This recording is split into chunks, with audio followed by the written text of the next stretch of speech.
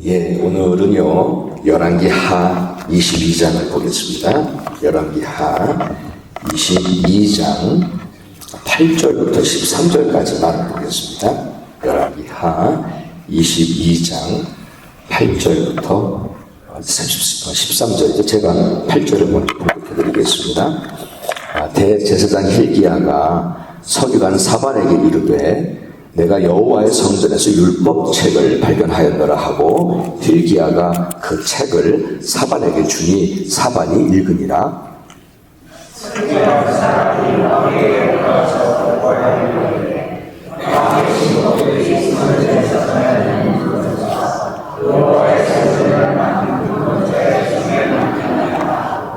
또 서기관 사반이 왕에게 말하여 이르되 제사장 hil기야가 내게 책을 주도이다 하고 사반이 왕의 앞에서 읽음에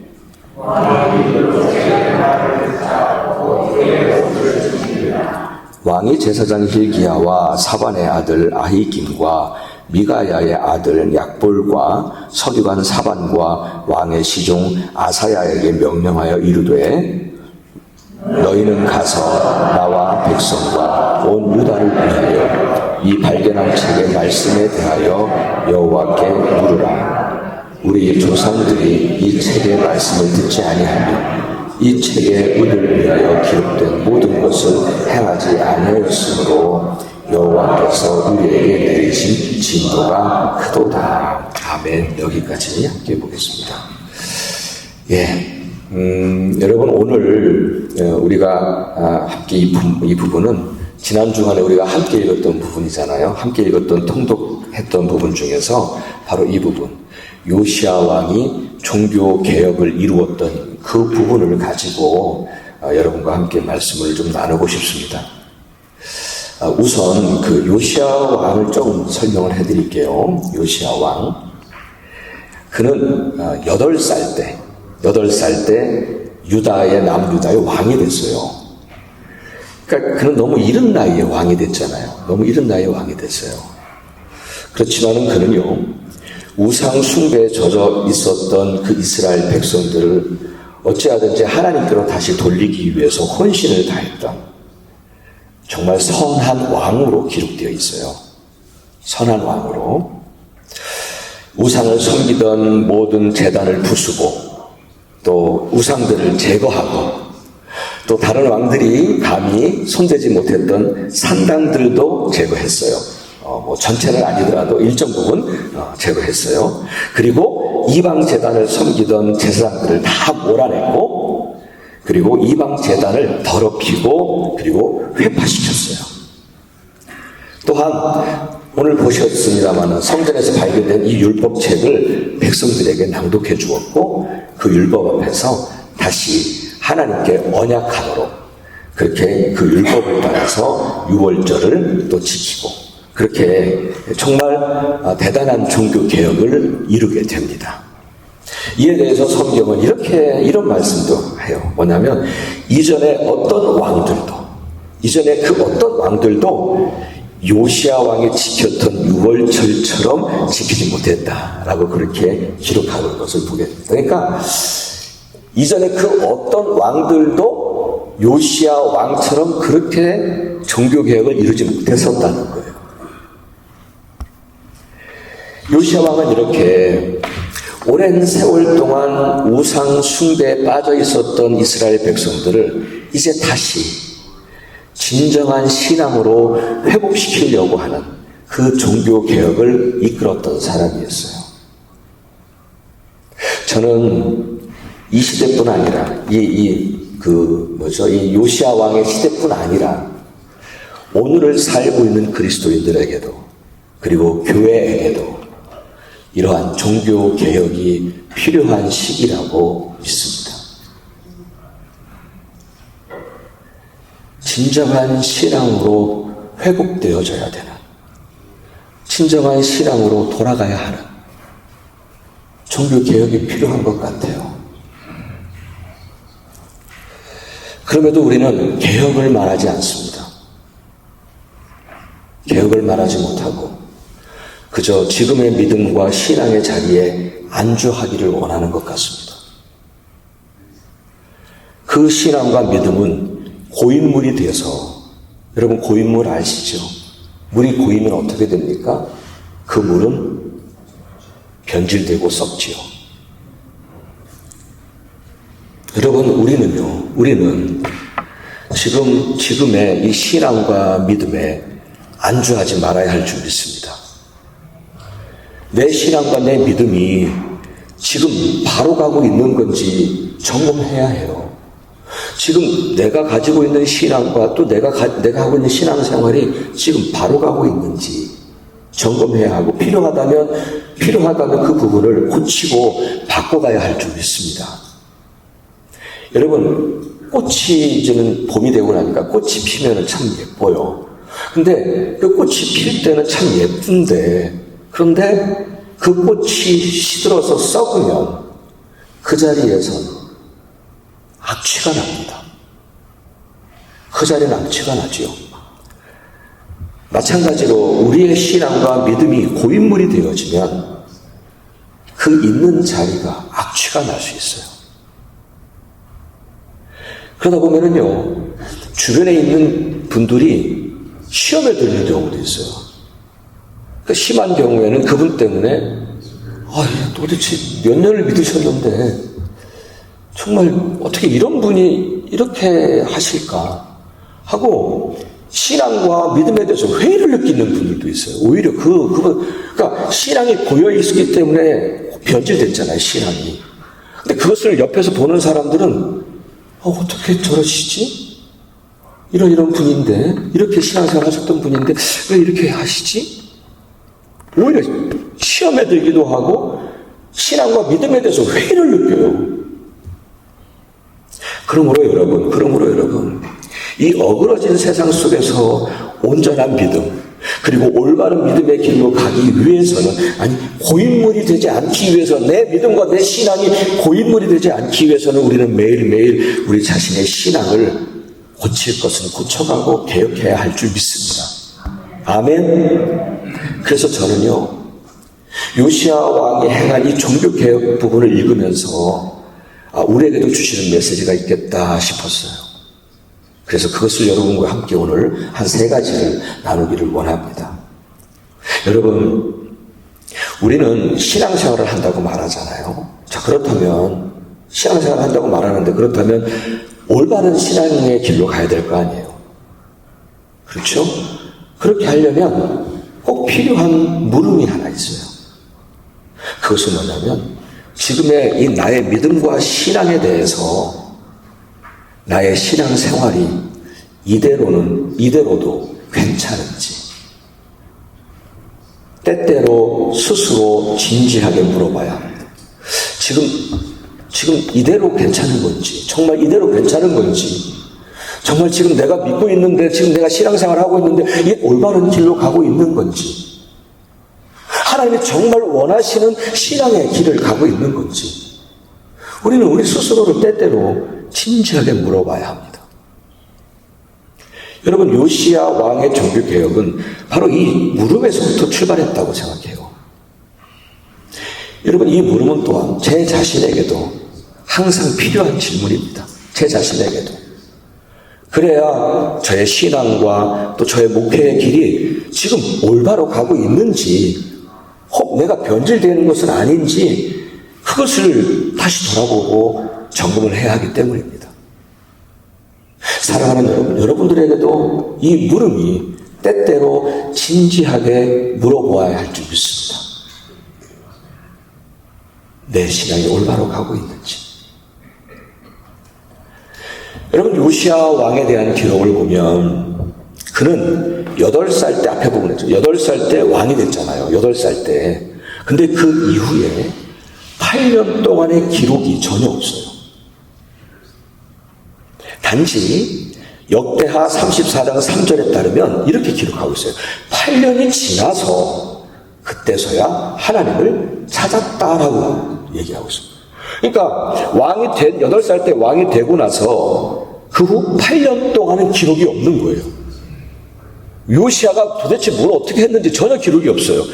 그러니까 8살 때부터 16살 때까지 그렇다고 하면은 요시야 왕의 신앙은 어땠을까? 그런 궁금증이 생겨요. 그럼 그 사이에 요시야 왕은 신앙 어땠을까? 신앙이. 여러분 그렇잖아요. 어느 날 갑자기 하나님을 찾은 건 아니었을 거예요. 그러면은 그 8년 동안 기록이 없지만 그 8년 동안 요시야 왕에게 무슨 일이 있길래 그 8년이 지나면서 하나님을 찾았을까? 그런 생각이 들잖아요. 그런 물음이 생기잖아요.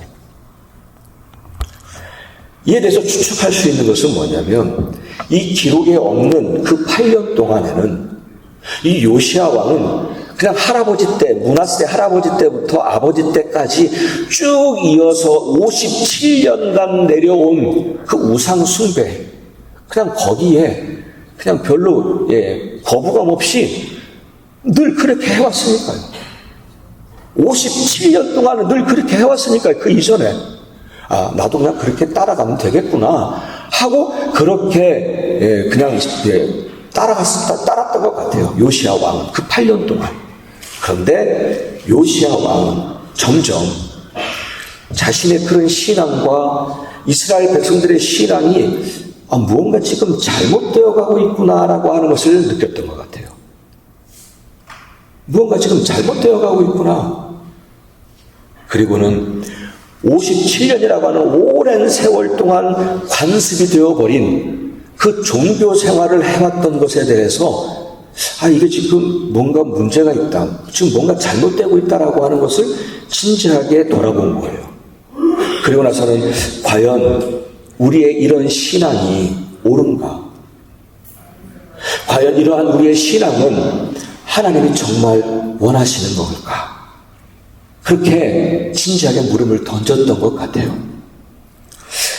여러분, 요시야 왕은 비록 아직은 어렸지만 그렇게 지금 자신과 이스라엘 신앙이 무언가 잘못되고 있다는 것을 깨달은 거예요. 그리고는 비로소 다시 하나님을 찾았다. 그렇게 말씀하는 거죠. 여러분, 어미새가 새끼들을 날게 하기 위해서는 그 둥지를 해치고 그리고 흔든다고 하죠. 그렇죠? 언제까지 그 새끼로 남아있을 수는 없잖아요. 그렇죠? 그러니까 흔드는 거예요. 마찬가지입니다. 우리가 편안하게 앉아있는 그 지금의 신앙의 자리를 때때로 해치고 흔들 필요가 있다는 거예요. 그래야 우리의 신앙과 믿음이 날개를 펼 수가 있지요. 아멘. 하지만 만일 지금의 신앙에 그냥 그대로 안주하여 있다면 우리의 신앙은 날개를 펴지 못할 수도 있어요. 그저 어린아이와 같은 신앙에 머물러 있을 수도 있다는 사실을 기억해야 할 줄 믿습니다. 아멘. 그래서 사도 바울은 말하잖아요. 고린도전서 10장 10절에서 말하잖아요. 지금 나는 그냥 괜찮게 잘 서 있다라고 여기지 말라고요. 매일매일 내가 넘어질까 늘 조심해야 한다고요. 그렇습니다. 이렇게 나의 신앙이 고인물이 되지 않기 위해서라도, 그리고 나의 신앙과 믿음이 어린아이의 모습에서 머물러 있지 않으려면 지금의 나의 신앙과 믿음이 이대로도 괜찮은가? 이대로도 괜찮은가? 그렇게 진지하게 때때로 물어야 할 줄 믿습니다. 아멘. 사랑하는 여러분, 지금 여러분의 신앙과 믿음 이대로도 괜찮으세요? 지금 이대로도 괜찮으세요? 이에 대한 대답은 여러분 안에 계신 성령님께 맡겨드립니다. 지금 여러분 안에 내주하시는 성령께서 그 대답을 말씀해 주시리라 믿습니다. 아멘. 아멘. 자, 이어서 우리가 만일 지금의 이 나의 신앙과 믿음이 더 개혁되어지고 더 성장해야 한다고 믿으신다면, 그러면은 그것을 위한 기준이 필요하잖아요. 그것을 위한 기준이 필요하잖아요. 나의 신앙을 어떻게 바꿔야 할지, 또 어떻게 해야 나의 신앙을 올바른 길로 가야 할지 그 기준이 필요하잖아요. 그 기준이 무엇이겠어요? 성경 말씀입니다. 아멘. 그게 우리의 기준이어야 돼요. 여러분, 그 요시야 왕이 16살 때 하나님을 찾기 시작한 거잖아요. 그러니까 8살 때 왕이가 되고 나서 그 후에 또 8년이 지나서 그때서야 하나님을 찾았으니까 요시야 왕이 16살 때 하나님을 찾았어요.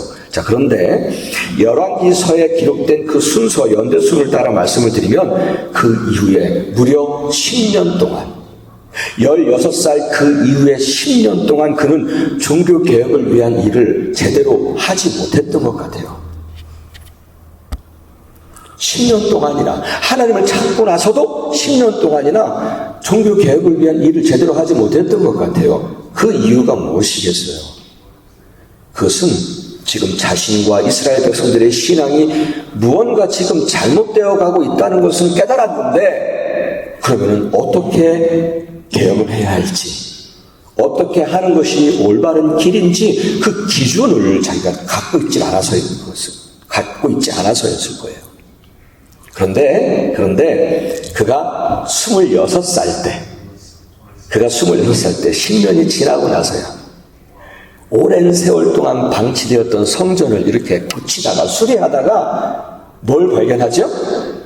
율법책을 발견합니다. 율법책을 발견해요. 그 율법책이 바로 요시야 왕에게 있어서는 어떻게 신앙을 바로 세워야 할지에 대한 기준이 되었던 거예요. 종교를 어떻게 개혁을 해야 되겠다라고 하는 기준이 되었던 거예요. 그 율법책이. 여러분, 우리도 마찬가지일 거예요. 우리도 마음으로는 신앙생활을 이대로 하면 안 되는데, 또 좀 신앙생활을 좀 제대로 해야 되는데, 우리 자신의 신앙의 개혁이 필요함을 많이 느끼시리라고 믿습니다. 맞습니까? 그렇죠. 예. 그렇게 느끼시라고 믿습니다. 그러시다면 가장 중요한 것은 성경 말씀이 그 기준이 되어야 한다는 사실입니다. 여러분, 우리의 신앙생활의 기준이 때로는요, 교회 생활이 될 때가 있어요. 아니면은 늘 해왔던 어떤 종교 관습이 그 기준이 될 때가 있어요. 여러분, 올바른 신앙을 가지면 올바른 교회 생활을 할 수 있어요. 그건 맞죠? 근데 그건 거꾸로 하면 틀려요. 교회 생활이 신앙이 아닐 때가 있어요. 올바른 신앙을 가지고 있으면 교회 생활도 올바로 해요. 근데 이것이 반대 거꾸로 되어지면 틀려요. 그래서 많은 분들은 교회 생활이 신앙으로 착각해요. 교회 생활을 잘한다면 신앙이 좋다라고 말합니다. 그거는 같을 수가 없는 거예요. 교회 생활을 잘한다 해도 신앙이 없을 수 있어요. 그건 달라요. 다를 수 있다는 거예요. 그런데 자칫 교회 생활을 신앙으로 잘못 생각하기도 하고, 또 늘 해왔던 종교 관습을 따르면 신앙이 좋은 것으로 그렇게 잘못 생각할 수가 있다는 거예요. 그것이 기준이 돼서는 안 된다는 거예요. 교회 생활이 기준이 돼서도 안 되고, 그냥 늘 해왔던 어떤 종교 관습이 기준이 돼서는 안 되는 거예요. 아니에요. 그건 종교 생활일 뿐이에요. 그렇게 종교 생활을 하면서 나는 믿음을 가졌다라고 생각할 수 있어요. 우리에게 그런 모습이 있다면 그것을 고쳐야 합니다. 그것을 고쳐야 합니다. 개혁해야 합니다. 그렇지 않으면 나는 신앙생활을 한다고는 했는데 무언가 잘못된 길로 갈 수 있고 헛된 길을 가는 거 될 수도 있어요. 예, 그래요 여러분. 내가 올바른 신앙생활을 하려고 한다면, 내가 올바른 신앙을 갖기를 원한다면, 지금 내가 신앙생활을 하는 것이 바른 길로 가기를 원한다면 그 기준은 성경 말씀이어야 합니다. 아멘. 철저히 성경 말씀에 따라야 합니다.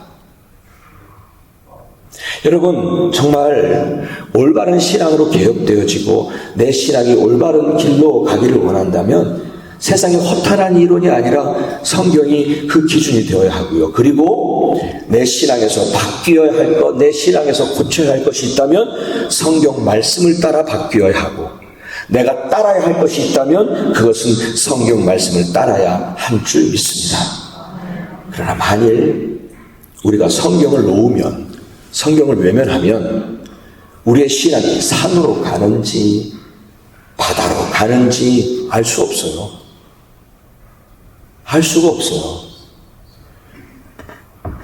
여러분, 저는 여기서 설교하는 목사입니다. 저는 그래서 세상의 어떤 이론들을 가지고 여러분들과 나누고 싶지 않아요. 그거 가스라이팅이에요. 만약에 제가 여기서 말을 잘해가지고 말이죠. 여러분들을 성경 말씀이 아닌 다른 곳에서 자꾸 이런저런 이론을 가지고 여러분들과 얘기하면 여러분 가스라이팅 당하세요. 그것이 마치 신앙인 것처럼, 그것이 마치 믿음인 것처럼, 그것이 마치 예수인 것처럼, 그것이 마치 하나님인 것처럼 여러분 가스라이팅 당해요. 저는 가스라이팅 하는 사람이 아니에요. 저는 말씀만 가지고 말을 해야 되는 사람이에요. 그래야 진짜 하나님을 여러분들과 전하죠. 진짜 예수를 여러분들에게 전하고 진짜 올바른 신앙의 길을 여러분들과 함께 나누게 되는 거죠. 예, 제가 만약에 성경 이외에 세상에 허탄한 이론을 가지고 와서 이야기하면 여러분 어떻게 하실래요? 그것이 옳은 길인지 아닌지 그걸 어떻게 알아요? 우리의 기준은 세상에 허탄한 이론들로 이야기하는 게 아니라 성경이어야 합니다. 그렇죠.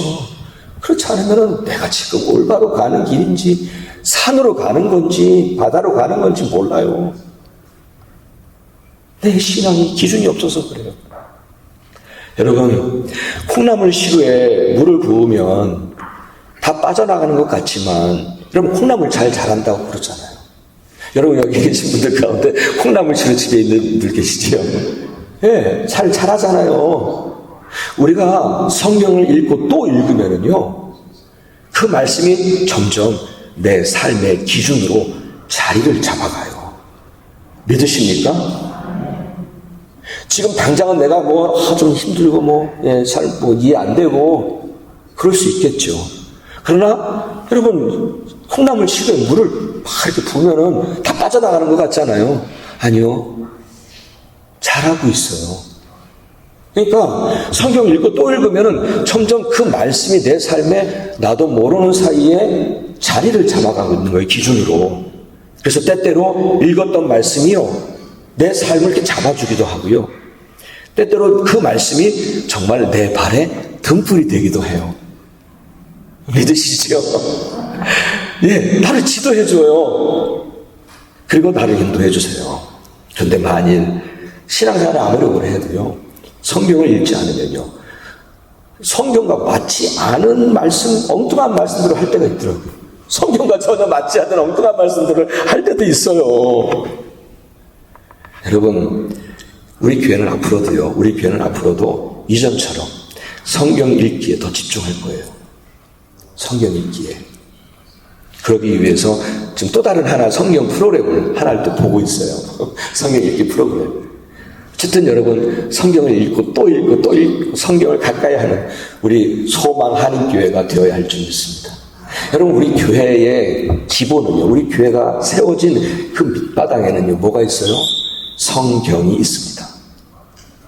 우리 그렇지 않으면 우리가 안 나왔잖아요. 이 성경 말씀 우리는 그래서 더 소중하게 붙잡아야 합니다. 아멘. 마지막까지 붙잡아야 합니다. 왜냐하면 이곳에는 하나님의 말씀이죠. 처음에는 그리 쉽지 않으실 거예요. 성경 읽는 게. 그래도 내 신앙과 믿음을 지켜주는 것이고요, 내 믿음과 신앙이 바른 길로 가도록 인도해 주는 것이라 믿습니다. 그래서 꼭 참여해 주시기를 바랍니다. 아멘. 성경 읽기 꼭 참여해 주십시오. 제가 주일날 설교도 그래서 그 전주에 통독한 것을 일부러 그렇게 그 본문, 그 속에 있는 본문을 가지고 성경 말씀, 그 설교를 하고 있잖아요. 자, 이제 마지막으로 말씀을 드리고 싶은 것은 하나예요. 뭐냐면 실행을 하자는 거예요. 실행을 하자는 거예요. 실행을. 나의 신앙이 좀 더 달라져야겠다. 지금의 신앙에 머물러 있으면 안 되겠다. 지금의 내 신앙도 말씀대로 계획을 해야 되겠다. 이거 깨닫는 것도 중요합니다만, 깨닫기만 하고 실행하지 않으면 내 믿음은 결코 변하지 않아요. 개혁되지 않아요. 그렇죠? 여러분 요시야 왕을 보세요. 요시야 왕을 보면은요, 그가 성전에서 발견된 율법책을요, 그 서기관이 이렇게 계속 읽어줘요. 서기관 사반이 계속 읽어줘요. 근데 그 율법책을 읽으면서 왕은 뭐라고 합니까? 자기 옷을 찢었어요. 그리고 통곡했어요. 자기 옷을 찢고 통곡했어요. 그런데 거기에서 멈추지 않았어요. 거기에서 눈치 보지 않았어요. 요시야 왕은 지체하지 않고 명령하기를 남녀노소를 막론하고 다 모으라, 백성들을 다 모으라 명령을 합니다. 그리고는 그 백성들 앞에서 큰 소리로 그 율법책을 읽게 합니다. 귀에 들려주는 거죠, 백성들에게. 그런데 또 거기서 멈추지 않았어요. 자신과 이스라엘 백성들로 하여금 하나님 앞에서 다시 언약하게 합니다. 이제 다시 마음을 다하고 뜻을 다하여 여호와 하나님께 순종하고 그의 계명과 법도와 율례를 지키겠노라고 하나님 앞에서 언약하게 합니다. 그리고 나서는 이어서 구체적으로 실행을 합니다. 어떻게 합니까? 하나님의 성전에 그대로 두었던 온갖 우상들을 다 불살라버리고, 모든 것의 우상들을 다 불살라버리고, 모든 산당들, 세워진 우상들 다 내어다가 불살라버리고, 또 우상을 섬겼던 제사장들 모두 다 몰아내버리고, 남창의 집도 다 헐어버리고, 산당들을 모두 다 부정하게 만들어버리고, 일정 부분은 산당들을 회파시키고 헐어버리기도 합니다. 여러분, 열왕기하 23장을 읽다 보면은요, 마치 막 몰아치듯이 그렇게 종교개혁을 실행하고 있더라고요. 요시야 왕이 정말 조금도 지체하지 않고 그냥 계속 몰아치듯이 종교개혁을 실행하고 있더라고요. 요시야 왕이. 사랑하는 여러분, 만일 우리가 진정으로 나의 신앙과 그리고 나의 믿음이 변화되기를 원한다면, 그리고 좀 더 성장하기를 원하고 고쳐야 할 부분이 있다면, 요시야 왕처럼 그동안에 무언가 잘못된 그것을 부수고 그리고 헐어버리고 제거해야 합니다. 그런 실행들이 꼭 필요합니다. 그래야 우리의 신앙이 바뀌고 개혁되어질 줄 믿습니다. 여러분, 이런 생각을 해봤습니다. 성경 말씀에 나의 신앙을 이렇게 비춰보면 바람직하지 못한 것들이 꽤나 있어요. 그렇죠. 읽다 보면은, 하나님 정말 이 부분 내가 좀 바람직하지 못하구나. 예. 그렇게 고쳐야 할 부분이고, 바로 그런 것이 개혁이 필요한 부분들이죠. 그래서 그것들을 철저하게 제거해야 합니다만, 저는 어떤 생각을 했냐면, 철저함보다는 단호함이 필요하다라고 하는 생각이 들었어요. 그러니까, 단호하게 제거해야 한다는 거예요. 단호해야 한다는 거예요. 그렇게 실행을 할 때에 나의 신앙이 조금 더 올바른 길로 갈 수 있고, 또 올바로 세워질 수 있음을 믿습니다. 여러분, 철저하게 무엇을 하기는 쉽지 않아요. 그러나 단호할 수 있으시죠? 아멘. 예, 단호하세요. 단호하게. 이것이 우리를 변질시키는 것 같다. 내 마음 안에 또 나의 어떤 삶에서 이것은 하나님께서 합당하게 여기시지 않는 것 같다. 그러면은 단호하게 하세요. 단호하게. 아멘. 여러분들에게 큰 짐인가요, 이게? 그렇게 되지는 않으시지 않습니다. 예, 이제 앞부분에서 제가 드렸던 그 질문을 또 한 번 드리면서 마무리하려고 합니다. 사랑하는 여러분, 지금 여러분의 신앙과 믿음 이대로도 괜찮으신가요? 여러분 안에 계신 성령께서 그 대답을 주실 줄 믿습니다. 아멘.